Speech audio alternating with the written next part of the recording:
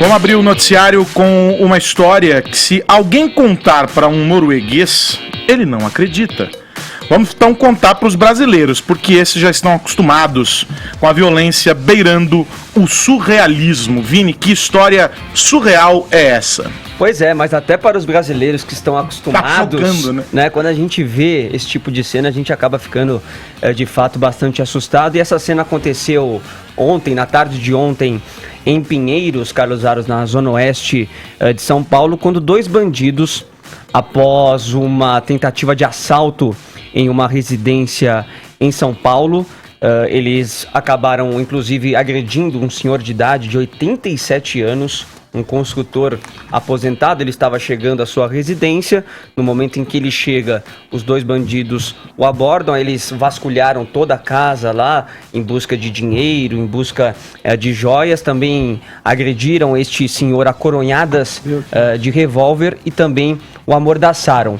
A esposa deste senhor, depois de chegar em casa algumas horas depois, percebeu o que tinha acontecido e acionou a polícia, que foi atrás destes dois bandidos, Carlos Aros, que fugiram em uma Hyundai branca que eles haviam roubado em Taboão da Serra. E aí que a gente vai começar a ver agora alguns vídeos dessa perseguição, que foi filmada tanto por pessoas que estavam ali no meio do congestionamento e também por câmeras de segurança. Esse primeiro vídeo que a gente está vendo agora, Carlos Aros, foi gravado por um celular e a gente já vê então a abordagem dos policiais a esses criminosos. Os policiais estavam de moto e os criminosos, como eu já falei, estavam ali em uma Hyundai branca. E quando os policiais chegam no meio do congestionamento, pode voltar o primeiro vídeo ainda, Brunão, para a gente ver como é que foi essa ação. Quando os policiais chegam no congestionamento, os bandidos não se rendem. Eles tentam furar ali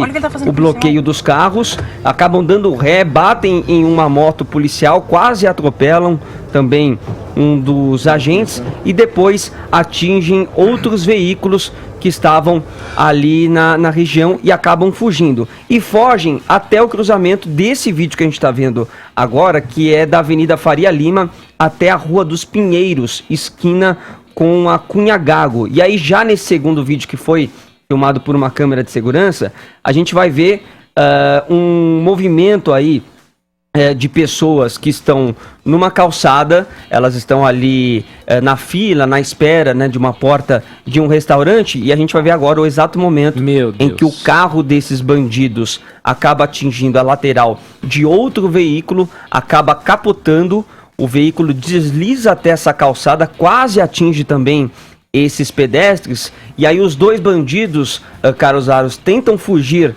ainda do veículo, mas são contidos pelos pedestres que estavam ali no local, porque os policiais ainda não haviam chegado. Os policiais ficaram sem a moto lá atrás. Exatamente. E aí foi fundamental essa ajuda da população para poder conter os dois bandidos. E aí sim, agora neste exato momento, os policiais chegam ali com a moto e acabam rendendo estes dois criminosos. O Jefferson Ferreira, de 26 anos, e o Rafael Nunes Ferreira, de 19 anos. O caso foi registrado no 14º Distrito de Pinheiros. Uma arma foi apreendida e eles serão indiciados por roubo, receptação e associação criminosa. Bom, vamos começar a discutir esse tema aqui com o Fernando Conrado. Vamos ouvir primeiro o convidado. O que dá para dizer assistindo aos vídeos, vendo imagens como essas? O que passa na tua cabeça?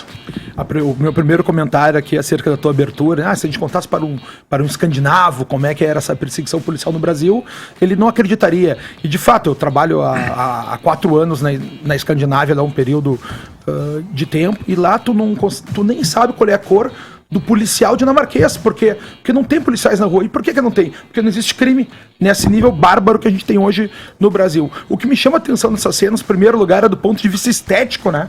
Parece que a gente está vendo um filme filmado, né? Contado, narrado por diversas câmeras. Talvez seja um novo estilo que esteja aparecendo por aí no mundo da ação, né? E o que me chama a atenção, principalmente aqui, é como os populares não gostam de bandidos. Perfeito. No momento que o bandido aparece ali, o primeiro já dá um chute nele, já o derruba, e logo depois, se tu reparar, já vem a turma do deixa disso, olha ali, ó. Ó, o pessoal do bom senso, ó, pedindo, ó, para aí. Ele já foi parar, ele já o cara estava contido, tá agora... contido. Então, acho que o principal ponto da gente ver aqui é a ação policial, e no momento que eles param ele lá, no primeiro momento, dentro do trânsito, será que não era o momento de... E aí a gente fala, né, do profissionalismo da polícia. Eles não dispararam em nenhum momento. Será que ali já não era o momento de atacá-los de uma forma mais veemente? Com quê, né?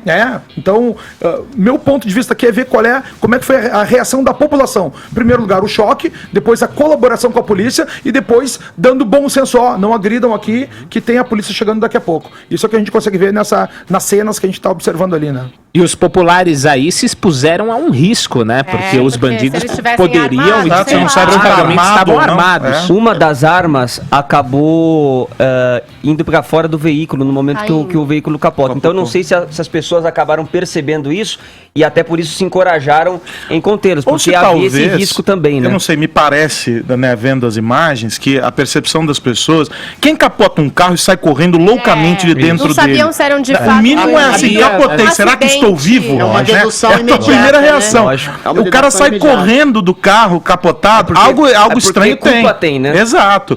Você, Adriles, deixa eu Toda ver. a configuração da história me lembra alguns pontos, né? Não me parecem que esses ladrões sejam exatamente os ladrões de celular que o Lula fala que vão roubar comida das pessoas. É impossível não tocar no tema da posse de armas dentro das residências para se defender, quando a gente sabe que um senhor de 87 anos que não tinha bens dentro de casa foi sordidamente espancado por ladrões, por pessoas vis e cruéis. Sobretudo, impossível não lembrar que a maioria das pessoas pobres, negras e do país é de boa índole e não se deixa contaminar pelo crime, a despeito das más condições de vida. Ou seja, a índole ainda é o fator determinante da criminalidade do país. Impossível não lembrar também que o brasileiro, como a gente percebeu, é heróico no sentido de proteger vítimas de crimes quando protege. E isso explica, em boa parte, a ascensão, ainda que possa alguém dizer que há um exagero, de Bolsonaro, que é exatamente contrário e absolutamente avesso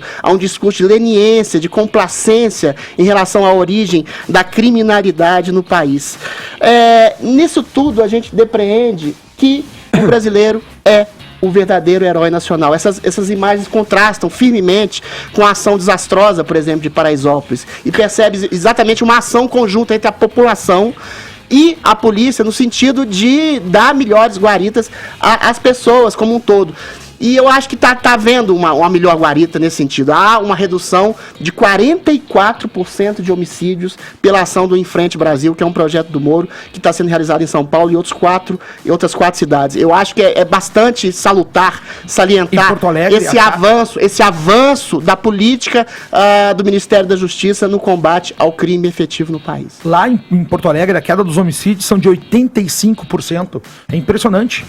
85%. Agora, o Adriles tocou num ponto interessante quando ele menciona Paraisópolis. E eu queria colocar aqui algo para que vocês também analisassem. A polícia não disparou, o Conrado mencionou isso.